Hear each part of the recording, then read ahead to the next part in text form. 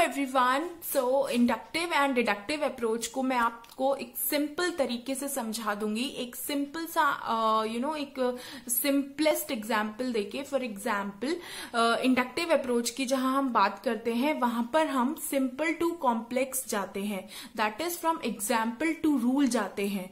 और ये अप्रोच होती है एलिमेंट्री लेवल पर यूज, ठीक है, यानी छोटे बच्चों को समझाने के लिए इस अप्रोच को यूज किया जाता है, ठीक है। फॉर एग्जाम्पल आपको एक छोटे बच्चे को समझाना है कुछ, ठीक है। फॉर एग्जाम्पल 5 इयर्स का बच्चा है, हम उसको बोर्ड पर लिखने को बोलते हैं कि आप अपने फादर का नाम लिखिए, मदर का नाम लिखिए, अपने फ्रेंड्स का नाम लिखिए, बहुत सारे नाम उसको हम लिखवा देते हैं, बिल्डिंग्स का नाम लिखिए, मॉन्यूमेंट्स का नाम लिखिए, जो भी है, जो भी जिसको जितने भी नेम्स आते हैं हम उसको बोर्ड्स पे लिखवा देते हैं, ठीक है। फिर हम उसको बताते हैं कि ये सारे नाम हैं, ये सारे एग्जाम्पल है, ये सब आपके क्या है, नाउन है, ठीक है।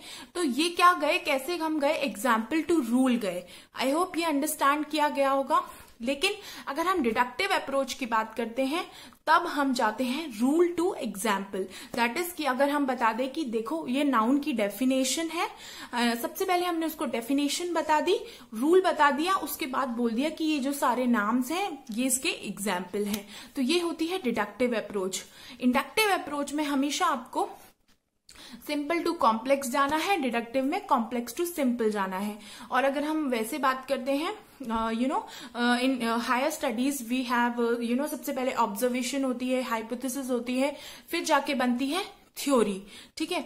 वो क्या हो गई हमारी इंडक्टिव अप्रोच। लेकिन अगर हमको थ्योरी पहले दी हो, ठीक है, उसके बाद में बता दिया होगा कि हमको कुछ फाइंड आउट करना है, तो वो क्या हो गई deductive approach.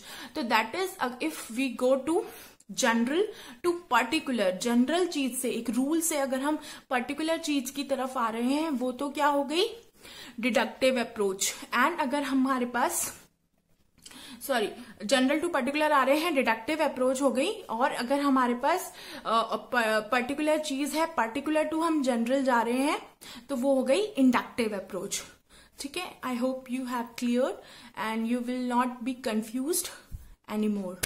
Thank you so much. Hey guys, आप inductive approach and deductive approach को या inductive reasoning and deductive reasoning को इन टेबल के थ्रू भी समझ सकते हैं।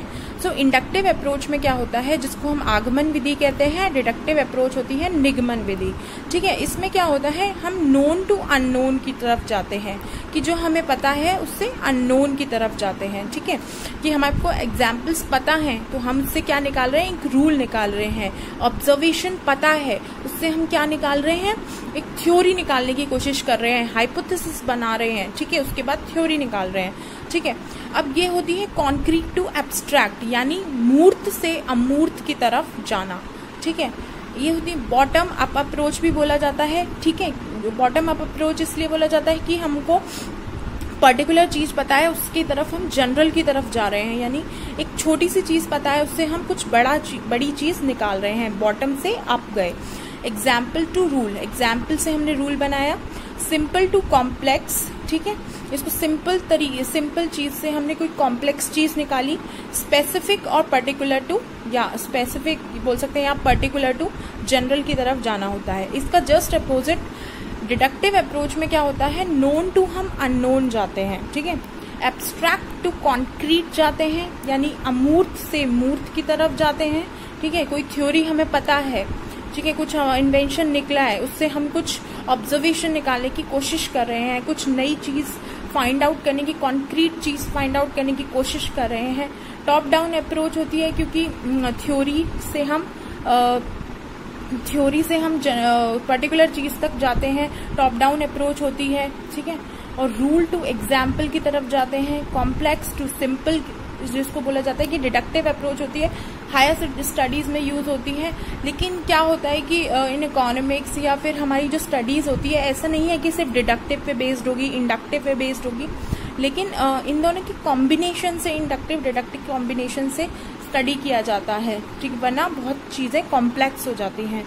इसमें जनरल टू स्पेसिफिक, आप एक चीज याद रख लीजिए, डिडक्टिव अप्रोच में जनरल टू पर्टिकुलर जाता है, ठीक है, यानी ये टॉप डाउन अप्रोच है। बाकी आपको इंडक्टिव अपने आप याद हो जाएगी।